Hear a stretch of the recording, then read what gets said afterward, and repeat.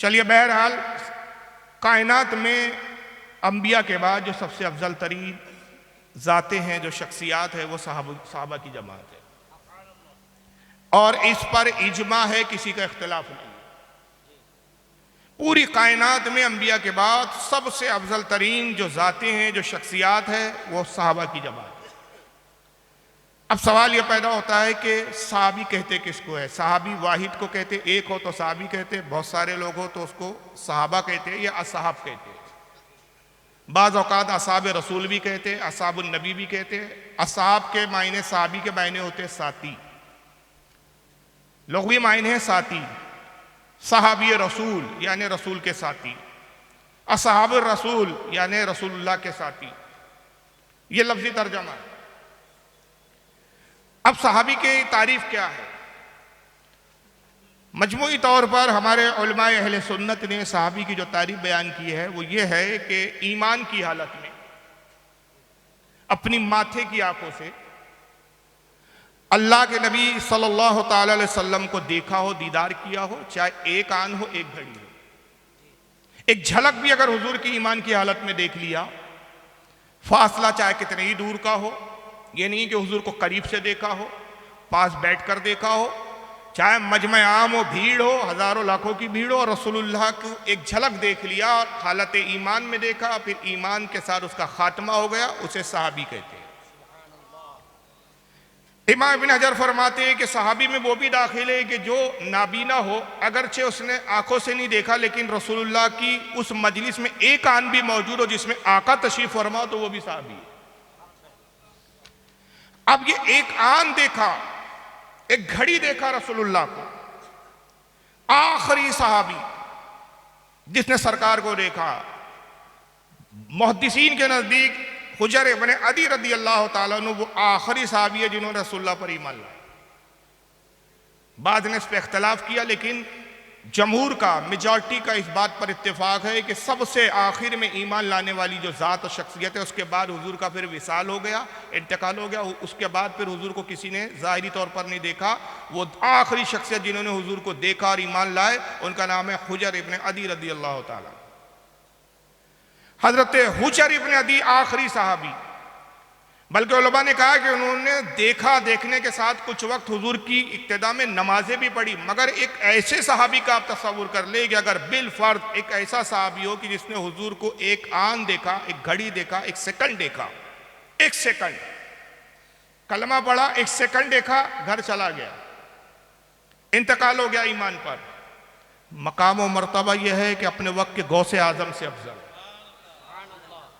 कुतुब से अफजल, अब्दाल से अफजल, औताद से अफजल, बल्कि अफजलियत का मेयार, फजीलत का मेयार यह है कि क़यामत तक जितने मुसलमान आएंगे, जितने हैं, जितने आएंगे, सबका ईमान एक तराजू के पल्ले में रख दो और उस एक सहाबी का जिसने हुजूर को एक आन देखा, एक पल्ले में रख दो। उसका फजीलत में, मर्तबे में, मकाम में इतना बुलंद मकाम है कि तमाम अहले ईमान का ईमान एक तरफ और उस सहाबी का ईमान एक तरफ। ये फजीलत किसने दिलाई उस सहाबी को? ये दर्जा और मकाम उस सहाबी को किस बुनियाद पर मिला? नबी करीम सल्लल्लाहु अलैहि वसल्लम का दीदार करने पर। ईमान की हालत में अंदाजा लगाइए, जिसको देखने पर यह अजमत है कि वो गौस से अफजल हो जाए, कुतुब से अफजल हो जाए, तो वो जात जिसको देखा जा रहा है वो कितनी बुलंद वाला जात हो, उसका क्या मकाम होगा? अगर एक शख्स ने ईमान लाया, रसूलुल्लाह को देखा, लेकिन नऊज़ुबिल्लाह माअज़ल्लाह मुर्तद हो गया, इस्लाम से फिर गया, खात्मा कुफ्र पर हो रहा है सहाबी में। बहुत से ऐसे लोग हैं कि जिन्होंने हुजूर को देखा लेकिन हालत कुफ्र में देखा, कुफ्र पर मर गए, जैसे अबू जहल, उतबा, शैबा, वलीद इब्न मुगीरा। इन्होंने रसूलुल्लाह को देखा, बारहा देखा, लेकिन ईमान नहीं लाए, सहाबी नहीं कहा जाएगा। बहुत से वो है जिन्होंने हुजूर को देखा, ईमान लाए, सरकार की इक्तिदा में नमाजें भी पढ़ी, हुजूर के साथ जिहाद भी गया, लेकिन ज़कात के मुनकिर हो गए, इस्लाम से फिर गए, मुर्तद हो गए और उसी इर्तिदाद पर, उसी कुफ्र पर मर गए, अब सहाबी नहीं रहे। तो सहाबी के लिए शर्त यह है कि ईमान की हालत में देखिए और खात्मा भी ईमान बिल खैर हो।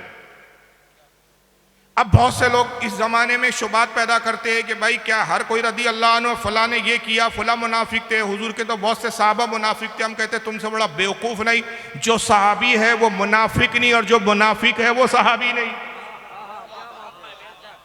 तो पता चला कि तुम इल्म की ऐन को भी छुए नहीं हो अभी। जिसका सहाबी होना साबित हो गया वो मुनाफिक नहीं, और जिसका मुनाफिक होना साबित हो जाए वो सहाबी नहीं। दोनों सिफतें मुतज़ाद है, एक हो ही नहीं सकती। ये दोनों सिफतें ऐसी है जैसे ज़मीन और आसमान जो एक नहीं हो सकते। जैसे ज़मीन और आसमान एक नहीं हो सकते, वैसे मुनाफिक सहाबी नहीं हो सकता और सहाबी मुनाफिक नहीं हो सकता। अब जिनके बारे में कुरान और हदीस में कह दिया गया, अल्लाह के नबी ने फरमा दिया, बता दिया ये मुनाफिक है, उन्हें मुनाफिक समझना ज़रूरियात दीन में से। और जिनके बारे में हदीस खामोश, रसूल खामोश, कुरान खामोश, अब कोई बदबक कहे कि ये मुनाफिक थे, फुला मुनाफिक थे, फुला मुनाफिक थे, तो गोया या तो वो नबुव्वत का दावेदार है। क्योंकि मुनाफिकत एक ऐसी चीज़ है कि जो दिल की कैफियत का नाम है। मुनाफिक उसे कहा जाता है कि जाहिर में इस्लाम बताता है, अंदर बातिन में कुफ्र को रखता है, और ये अंदर कुफ्र छुपा है। इस अंदरूनी कैफियत को जानने वाला या तो नबी हो या वक्त का बहुत बड़ा वली कामिल हो। आप न वली है ना नबी है, तो आपको कैसे पता चला कि फुला मुनाफिक है? तो या तो आप नबुव्वत का दावा कर रहे हैं, तो तुमने उसको, उस सहाबी को मुनाफिक कहकर उस सहाबी का कुछ नहीं बिगाड़ा, बल्कि अपने ईमान का बेड़ा गर्क कर दिया। तो ये चीजें याद रखिए। अब इन तमाम सहाबा में सबसे अफजल तरीन जात किसकी है? हजरत सैयदना अबू बकर सिद्दीक रदी अल्लाह ताला। और इस पर इजमा है। इजमा किसका? मौलियों का नहीं, बरेली के आलिमों का नहीं। इसलिए नहीं कि आला हजरत ने कह दिया अबू बकर सिद्दीक सबसे अफजल है तो हमने कहा, आला हजरत ने कहा तो हम मानते हैं। अबू बकर सिद्दीक तमाम अंबिया के बाद, तमाम सहाबा में, तमाम इंसानों में, हुजूर की तमाम उम्मत और पिछले अंबिया की उम्मत में अंबिया के बाद सबसे अफजल तरीन है। इस पर इजमा किसका है? सहाबा इकराम का इजमा। और इस इजमा पर मोहर किसकी है? रसूलुल्लाह सल्लल्लाहु तआला अलैहि वसल्लम की मोहर। हुजूर ने खुद अपने जमाने ज़ाहिरी में बता दिया कि अबू बकर सिद्दीक से अफजल मेरे असहाब में कोई नहीं। वक्त की तंगदामा नहीं है, वरना मैं आपको हदीस के स्कैन भी दिखाता, वो किताबें भी दिखाता, उनके हवाले भी देता। हुजूर ने अबू बकर सिद्दीक की अफजलियत पे मोहर लगाते हुए मुख्तलिफ मकामात पर मुख्तलिफ हदीस इरशाद फरमाई। एक मकाम पे फरमाया कि लोग, अबू बकर का मकाम ये है कि अगर एक पल्ले में अबू बकर का ईमान रख दिया जाए और क़यामत तक की मेरी तमाम उम्मत का ईमान दूसरे पल्ले में रख दिया जाए, तो अबू बकर का ईमान सब पर वजनी और भारी। दूसरे मकाम पे फरमाया कि लोग अबू बकर से सबकत ना करो। अंबिया के बाद न किसी पर सूरज तुलू हुआ न गुरूब हुआ सिवाय अबू बकर के, कि जो सब में अफजल तरीन है। मैं अबू बकर सिद्दीक की फजीलत में एक बात अर्ज करता चलूँ। इसको बहुत सारे मुतअद्दिद उलमा ने लिखा है। एक दो नहीं सैकड़ों हवाले हैं कि हज़रत जिब्रील अलैहिस्सलाम सरकार की खिदमत में हाजिर होते हैं। अर्ज करते या रसूलल्लाह, अल्लाह रब्बुल इज़्ज़त ने मुझे भेजा है और रब इरशाद फरमाता है कि मैं महबूब के पास जाऊं और हुजूर सल्लल्लाहु अलैहि वसल्लम अपने जिस सहाबी का तस्करा सुनना पसंद करें, मैं उस सहाबी का तस्करा करूं। तो अल्लाह के नबी बताइए कि मैं किस सहाबी का तस्करा करूं, आप किस सहाबी के बारे में सुनना चाहते हैं? सरकार ने फरमाया कि मेरे उमर के बारे में बताओ। जिब्रील, उमर की क्या फजीलत है? जिब्रील अलैहिस्सलाम अर्ज़ करते या रसूलल्लाह, उमर रदियल्लाहु ताला अन्हु की फजीलत का यह आलम है कि जितने वो ज़मीन में मशहूर नहीं है, उससे ज़्यादा आसमानों में उनकी शोहरत है। उनकी तारीफ और तौसीफ फरिश्ते करते हैं। और ऐ अल्लाह के नबी सल्लल्लाहु ताला अलैहि वसल्लम, अगर मैं हज़रत उमर की फजीलत बयान करना शुरू करूँ और मुझे अगर नूह अलैहिस्सलाम की कौम में ठहरने के बराबर उम्र दे दी जाए, जो 950 साल का अरसा है, 950 साल दुनिया में मुझे अगर दे दिए जाए और आप तशरीफ़ फरमा हो और 950 साल तक मैं उमर की फजीलत बताता रहूं, तो 950 साल गुजर जाएंगे, लेकिन उमर की फजीलत का एक बाब, एक चैप्टर भी मुकम्मल नहीं हो पाएगा। एक बाब मुकम्मल नहीं हो पाएंगे। और ऐसे कई बाब है जो हजरत उमर की फजीलत में है। ये उमर की फजीलत है। आका ने इरशाद फरमाया कि आए जिब्रील, ये जब उमर की फजीलत तो बताओ, अबू बकर के बारे में तुम क्या कहते हो?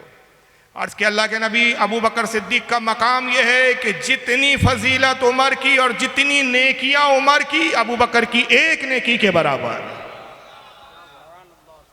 जिंदगी की तमाम नेकियां उमर की एक पल्ले में और अबू बकर सिद्दीक की एक नेकी एक पल्ले। मगर फिर बात यहां ये शुरू होती है कि इख्तलाफ इस पर होता है कि भाई चलो ठीक है, हमने मान लिया कि हजरत उमर से अफजल है अबू बकर सिद्दीक, मगर हमारा मसला तो हजरत अली का है। हम तो भाई हजरत अली को अफजल करार देते हैं। ताइए मौला कायनात खुद क्या कहते हैं, दुरूद शरीफ पढ़े आप।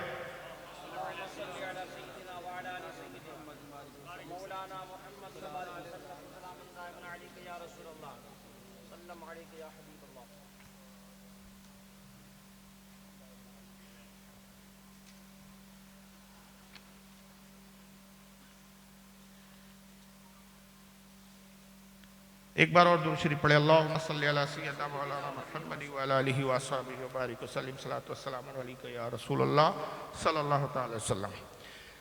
तो बहस तो इस पर है कि भाई हम अली को पहले नंबर पर मानते हैं। सवाल ये पैदा होता है कि क्या ये कुरान और हदीस है या सहाबा का इजमा है या आपकी तबीयत है? आपकी तबीयत है तो आपकी तबीयत दीन नहीं हो सकती। आपका कौल हुज्जत नहीं है, हुज्जत मौला अली का कौल होगा, हुज्जत सहाबा का इजमा होगा, हुज्जत हदीस रसूल होंगी। तो क्या सिर्फ एक हजरत अबू बकर की नेकी और उमर की जिंदगी भर की तमाम नेकियां क्या सिर्फ हजरत उमर का है? आइए मौला अली खुद क्या कहते हैं। रिवायत है अन कैसिन काला अली इब्न अबी तालिब रज़ियल्लाहु ताला अन्हु, हजरत कैस रिवायत करते हैं कि हजरत मौला अली रज़ियल्लाहु ताला ने इरशाद फरमाया वहल अना, फरमाया कि लोगों मैं क्या हूं? ये अली कह रहे हैं। जब अली का इकरार हो तो कोई अगर अली से मोहब्बत का दावा करता हो तो ये कैसा दावा है कि दावा मोहब्बत अली का हो और नाफरमानी मौला अली की जाए? ये कैसा मौलाई है? ये मौलाई तो वो होता है जो मौला की माने। तो मौला कायनात तो ये कह रहे हैं और ये हदीस है, क्या आपने पढ़ी नहीं? और ये अहले सुन्नत की किताबों में है। तो अगर ये किताबें आपके नजदीक मोतबर नहीं तो खुलकर ऐलान कर दीजिए कि हम राफ़दी है, सुन्नी बोल के लोगों को धोखा दे क्यों रहे हो? तो इसका मतलब तुम भी जानते हो कि शिया फिरका इतना बदतरीन फिरका है कि उस फिरके से अपने आप को नामजद करने में तुम्हें भी शर्म हया आ रही है। यही वजह है कि तुम अपने आप को सुन्नी बता रहे हो, हरकतें शियाओं की कर रहे हो। अगर मजहब शिया हक होता तो तुम डंके के छोड़ पे शिया कहते, सुन्नी बनकर ना आते। आ रहे हो सुन्नी बन के, बात शियाओं की कर रहे हो। ये तो अहले सुन्नत की रिवायत है। और सिर्फ रिवायत यह है कि मौला अली कहते, हजरत कैस ताबई है, मौला अली के असाब में वो रिवायत करते कि मौला अली ने मजलिस में कहा, फरमाया वहल अना, कौन हूं मैं, क्या हूं मैं? इल्ला हसनतन मिन हसनाती अबी बकरिन, सिवाय इसके कि अबू बकर की नेकियों में से एक नेकी। कौन कह रहा है? वहां जिब्रील ने कहा था। जिब्रील ने क्या कहा? या रसूलुल्लाह उमर की तमाम नेकियां तो अबू बकर की एक नेकी। अब तुम तो कहते हो कि साहब अली अंबिया से भी अफजल, हालांकि अकीदा कुफरिया है मगर तुम्हारा अकीदा है। तो जब अंबिया से अली को अफजल माना तो जिब्रील से अफजल, तो वहां तो कहने वाला जिब्रील है, यहां तो खुद अली है। तो फिर अली को क्यों नहीं मान रहे हो? मौला अली खुद कह रहे हैं कि मैं कौन हूं सिवाय इसके कि हजरत अबू बकर की नेकियों में से एक ने किया। और इसको कितने लोगों ने लिखा? हज़रत इमाम इब्न असाकिर ने लिखा इसको। मेरे पास वक्त नहीं है कि मैं एक एक इमाम के बारे में थोड़ा थोड़ा तारुफ पेश करूं। ये इमामों की किताबें हैं, मौलियों की किताबें नहीं। फिर इमाम जब मैं लफ्ज इस्तेमाल करूं तो इमाम से मस्जिद का इमाम नहीं, उम्मत का इमाम, अपने जमाने का इमाम, अपने वक्त का इमाम। और जिनके मैं नाम ले रहा हूं, जिनकी मैं किताबों के रेफरेंस कोट कर रहा हूं, इनकी इमामत पर कुल उम्मत का इत्तेफाक, इनके इमाम होने पर। आपका तो इमाम होने का ये आलिम मस्जिद के इमाम है, आपकी जमातियों का इत्तेफाक पूरा नहीं। कुछ मान रहे हैं तो कुछ मानने के लिए तैयार नहीं। इसको इमाम इब्न असाकिर लाए तारीख दमिश्क के अंदर जिल्द नंबर 30 सफ़ा 383। हज़रत इमाम उशारी लाए इसको अपनी किताब फ़ज़ाइल अबू बकर सिद्दीक़ सफ़ा नंबर 51 हदीस नंबर 29। और इमाम हज़रत मोहम्मद बिन अली उशारी कहते हैं इस्नादहु सालिहुन व रिजालुस सिक़ात, इस सनद के रावी साले हैं, नेक है, अच्छे रावी है, और इसकी सनद सिक़ा है, अच्छी सनद है। ये हदीस ज़ईफ़ और कमज़ोर नहीं है, झूठी नहीं है, हदीस भी सेहत के हिसाब से सही है। इसको हज़रत इमाम इब्ने हुस्सामुद्दीन अल-मुत्तकी अल-हिंदी लारे कंजुल उम्माल जिल्द 12 सफ़ा 498 हदीस नंबर 35636। यही बुनियाद है कि जब अली ने कहा मैं क्या हूँ, अबू बकर की एक ने की, उमर ने कहा कि मैं क्या हूँ, जिब्रील ने कहा कि उमर की हैसियत क्या है अबू बकर के मुकाबले में, उमर की एक तमाम ने किया, अबू बकर की एक ने की। तो हज़रत उमर ने क्या इज़हार किया, जब ये हदीस हज़रत उमर के कानों में पहुँची कि जिब्रील रसूलुल्लाह की खिदमत में आए और जिब्रील ने हुजूर से कहा कि या रसूलल्लाह अबू बकर की अजमत उमर के मुकाबले में बहुत ज़्यादा है, तो उमर क्या कहते, आइए उमर जैसा सहाबी अबू बकर की अफजलियत को मान रहा है, तुम कैसे सुन्नी हो कि जो उमर का भी इनकार कर रहे हो। हज़रत उमर क्या कहते हैं, लवादित्तो अभी शहरतुन फी सदर अबा बकरीन, कहा ऐ लोगों मैं क्या हूँ, काश मैं उमर ना होता, अबू बकर सिद्दीक के सीने का एक बाल होता। क्या होता मैं, अबू बकर सिद्दीक के सीने का एक बाल होता। ये कौन कह रहा है, उमर। कौन उमर, जिसके बारे में आका कह रहे अगर मेरे बाद कोई नबी होता तो उमर इब्ने खत्ताब होता। अब भी आपको अबू बकर सिद्दीक की फजीलत समझ में नहीं आ रही। अच्छा, आप किस इमाम की तकलीद करते हैं भाई, बोलिए। इमाम आज़म अबू हनीफा रज़ियल्लाहु ताला। इमाम आज़म अबू हनीफा क्या फरमाते हैं, इमाम आज़म से पूछा गया, इसको मुतअद्दिद उलमा ने लिखा, और अकायद की किताबें हैं। कमाल तो यह है कि ये वो किताबें हैं जो मौलवी के कोर्स के दौरान में पढ़ाई जाती है, पढ़ी जाती है, पता नहीं है कैसे आलिम बन रहे हैं कि पढ़ रहे हैं लेकिन समझ नहीं रहे।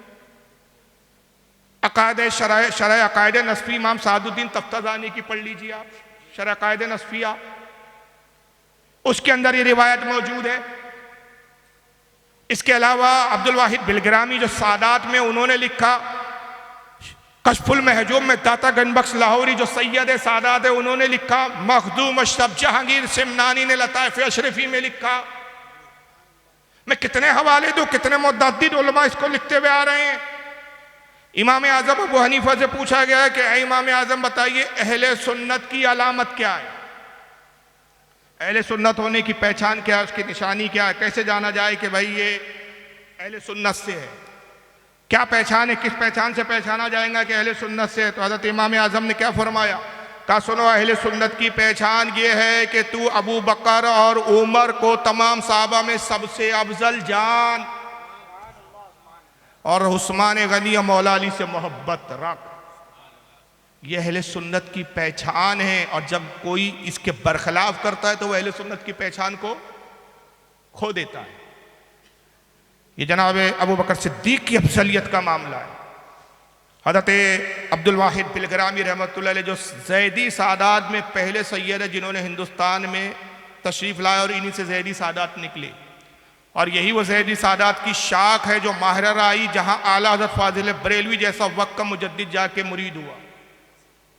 और माहरा की एक खासियत बता दूँ जो पूरे हिंदुस्तान, शायद हिंदुस्तान ही नहीं पूरी दुनिया में, ये एक फजीलत में माहरा की बता रहा हूँ, जहाँ आला हज़रत जैसा वक्त का मुजद्दिद मुरीद होने गया, वाहिद ये पूरी दुनिया की वाहिद एक खानका है, पूरी दुनिया की कह रहा हूँ मैं, लफ्ज़ों पे गौर करें, पूरी दुनिया की वाहिद ये खानका माहरा मुक़द्दसा जो ज़ैदी सादात से, और ज़ैदी सादात किसे कहा जाता है, ये हज़रत इमाम ज़ैद शहीद जो इमाम ज़ैनुल आबिदीन के बेटे थे उनकी औलादों में ये सिलसिला नसब है, ज़ैदी सादात कहलाते। फजीलत क्या है इनकी, वाहिद ये वो खानका है जहाँ एक साथ लाइन से कतार में 6 कुतुब एक साथ आराम कर रहे हैं। दुनिया के कोई खानका नहीं मिलेगी जहाँ 6 कुतुब एक साथ लेटे हुए, ये वाहिद माहरा की खानका है। अब्दुल वाहिद बिलग्रामी उस खानदान के वो जद्दे आला है जहाँ से ये नसब चला। उन्होंने अपने ज़माने में अपने ख़ानदान वालों अहले सादात की इस्लाह के लिए किताब लिखी जिसका नाम है सबे सनाबिल शरीफ, फ़ारसी एडिशन है इसका, मैं जो हवाला दे रहा हूँ उर्दू में भी आ चुकी है, ये फारसी एडिशन का सफ़ा नंबर 12। उसके अंदर वो खुद नकल फरमाते हैं कि मौला अली खुद रावी है, रिवायत मौला अली कर रहे हैं इसकी। मौला अली कहते हैं हम असाब बैठे हुए थे कि अबू बकर सिद्दीक आए और आने के बाद अर्ज करते कि या रसूलुल्लाह सल्लल्लाहु अलैहि वसल्लम, ईमान के कितने दर्जे? आका ने फरमाया अबू बकर ईमान के 70 दर्जे। फिर रसूलुल्लाह ने ईमान का एक दर्जा बताया, अबू बकर चले गए। दूसरे दिन आए, फिर पूछा या रसूलुल्लाह ईमान का दूसरा दर्जा क्या है? सरकार ने बताया, अबू बकर सुने, चले गए। तीसरे दिन आए, या रसूलुल्लाह ईमान का तीसरा दर्जा क्या है? साहबा हैरान के एक साथ क्यों नहीं पूछ लेते, सरकार भी एक साथ क्यों नहीं बता देते? एक एक पूछ रहे हैं और एक एक दर्जा बताया जा रहा, मगर किसी की हिम्मत नहीं हुई कि इस मामले में, क्योंकि बात सिद्दीक और नबी की है। जब सिद्दीक उस अंदाज में पूछ रहे हैं तो नबी उसी अंदाज में जवाब दे रहे। नबी खुद नहीं कहते कि अबू बकर एक एक दर्जा क्यों पूछते हो, एक ही साथ में 70 दर्जे सुना देता हूं। इतनी याददाश्त तो कमजोर नहीं है तुम्हारी कि मैं 70 एक साथ बयान करूं और तुम उन 70 दर्जों की तारीफ भूल जाओ। हुजूर भी एक दर्जा ही बताते, यहां तक कि 70 दिन गुजरे। जब 70वां दिन था तो साहबा ने कहा या रसूलल्लाह अजीब बात है, 70 दिन तक अबू बकर आते रहे, एक एक दर्जा पूछते रहे, आप एक एक दर्जा बताते रहे। सरकार एक साथ ना अबू बकर ने पूछा ना एक साथ आपने बताया, इसकी हिकमत क्या है? आका ने कहा सुनो, अबू बकर आते, ईमान का दर्जा पूछते, चले जाते। जब दूसरे दिन आते तो जो दर्जा मैंने बताया होता उस पर फायज होते। तीसरे दिन आते, मैं ईमान का दर्जा बताता, वो उस पर फायज होते। 70 दिन में अबू बकर 70 ईमान के दर्जों पर फायज थे। और मेरी तमाम उम्मत में सिवाय अबू बकर के ऐसा कोई नहीं जो 70 के 70 ईमान के दर्जों पर फायज हो, सिवाय अबू बकर।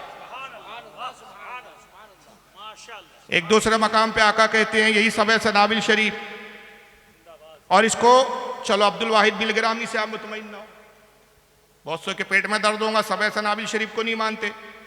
चलिए आइए अब्दुल वाहिद बिलग्रामी से भी बहुत पहले 200 हिजरी के इमाम हज़रत इमाम इब्ने अबी दुनिया, उनकी किताब मकारिमुल अखलाक सफ़ा नंबर 29 पे उन्होंने भी ये रिवायत की। हाफिज इब्ने असाकिर 500 हिजरी के इमाम, तारीख दमिश्क जिल नंबर 3 सफ़ा 130 पे लिखा। हज़रत इमाम खैसमा ने फ़ज़ाइल सहाबा सफ़ा 141 पे लिखा। इमाम इब्ने हजर अस्कलानी जरा तादील के मोतमद मुस्तनद आलिम दीन, फन रिजाल में जिनको सनद माना जाता है, जिनकी हैसियत को इमाम इब्ने हजर अस्कलानी रहमतुल्लाह अलैह लिसानुल मिजाल जिल नंबर 3 सफ़ा 187 पे, इमाम मुहिबुद्दीन तबरी ने अर्रियाज़ी नज़रा जिल 2 सफ़ा 113 पे लिखा, और भी उलमा ने लिखा। तो बहरहाल अबू बकर सिद्दीक की फजीलत में कहाँ तक बताऊँ, वक्त नहीं है। बस आखिरी में मैं एक हदीस सुना रहा हूँ जो फैसला कून है, बात उस पर ख़त्म। गोया कहा जाता है ना कि किस्सा मुख्तसर, लेकिन वो चीज़ बताने से पहले आपसे मैं एक सवाल करता हूँ।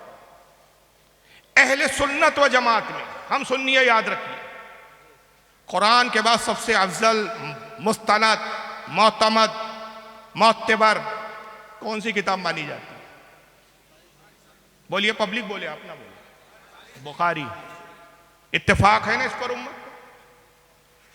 कि भाई सही बुखारी कुरान के बाद क्या है?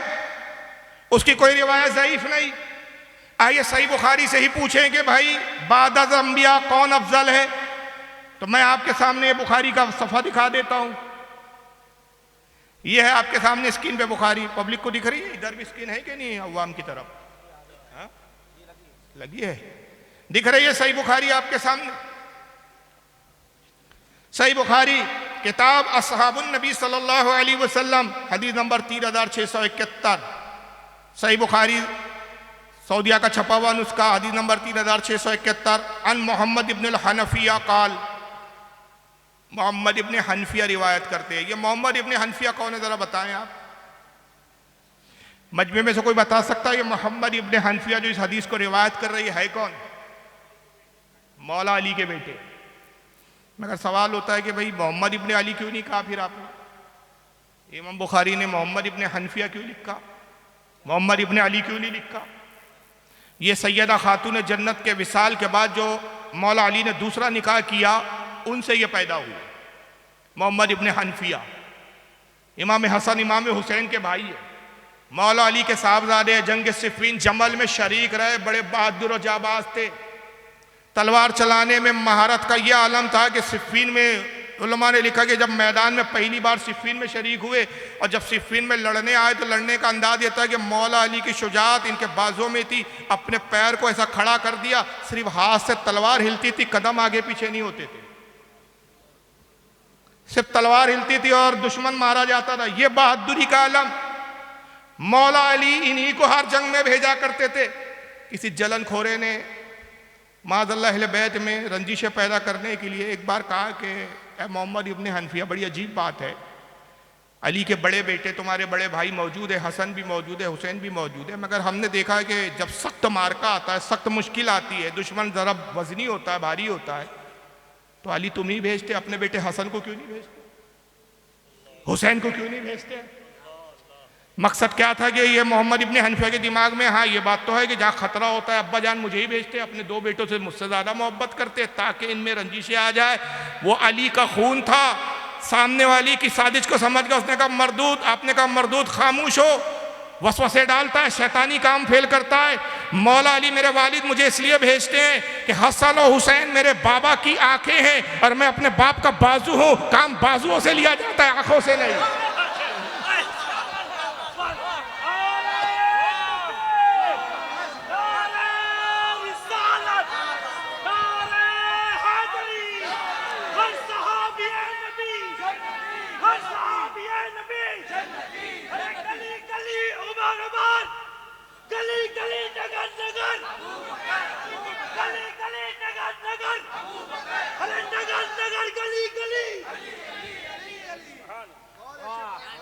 ये है मोहम्मद इब्ने हनफिया रज़ियल्लाहु ताला अन्हु, अली के साहबजादे। लेकिन हनफिया इसलिए कहते हैं कि इनके नाना का नाम था हनीफा।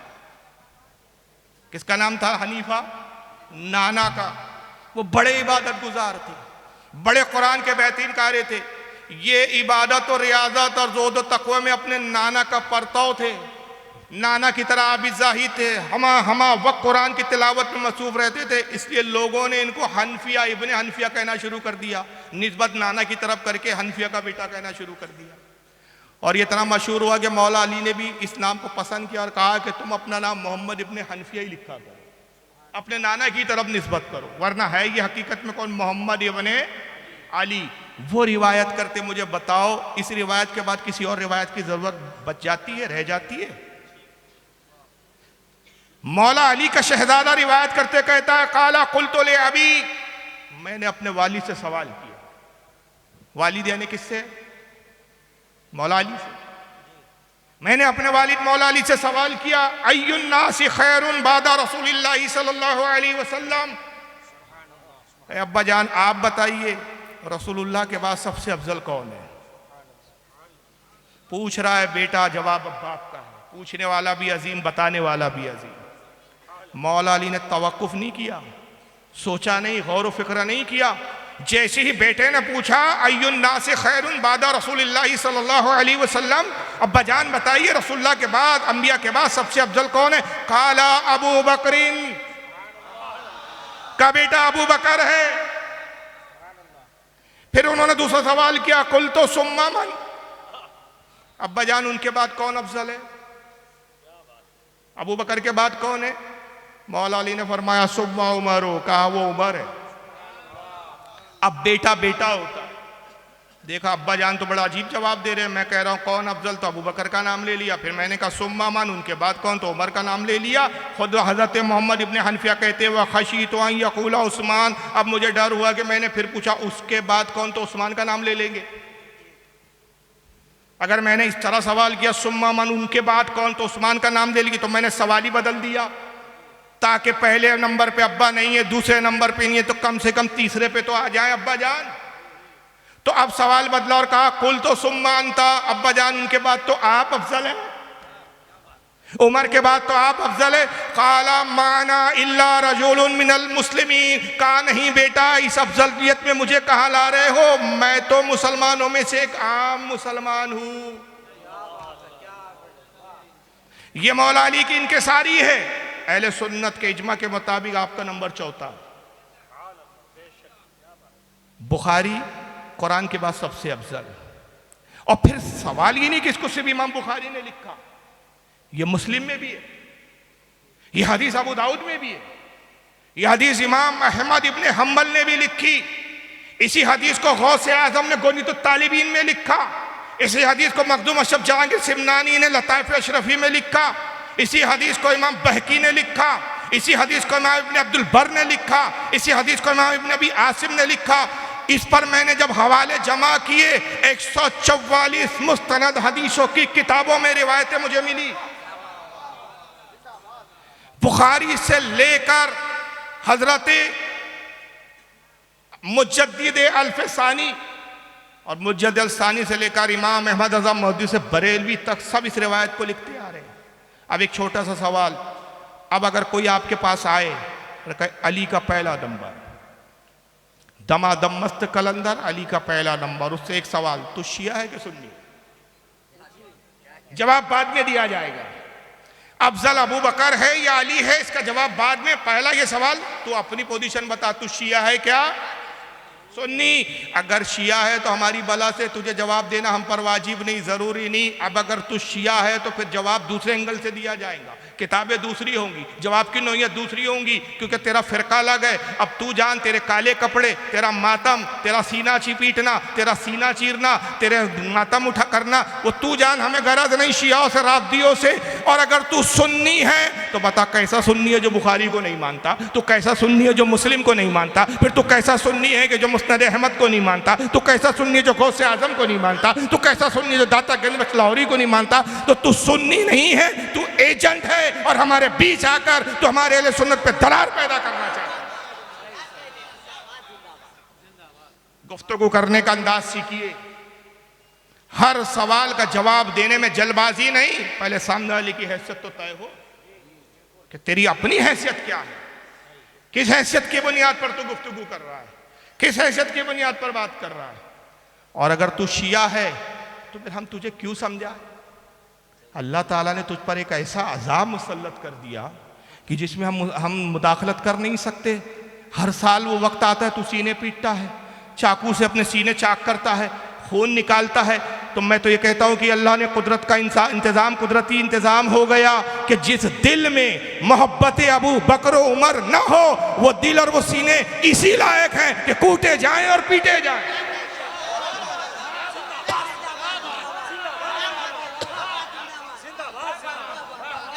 अब उस अजाब से हम रोके क्यों तुझे? जब मर्जी खुदा है तो फिर हम उस मर्जी खुदा के आड़े आए क्यों?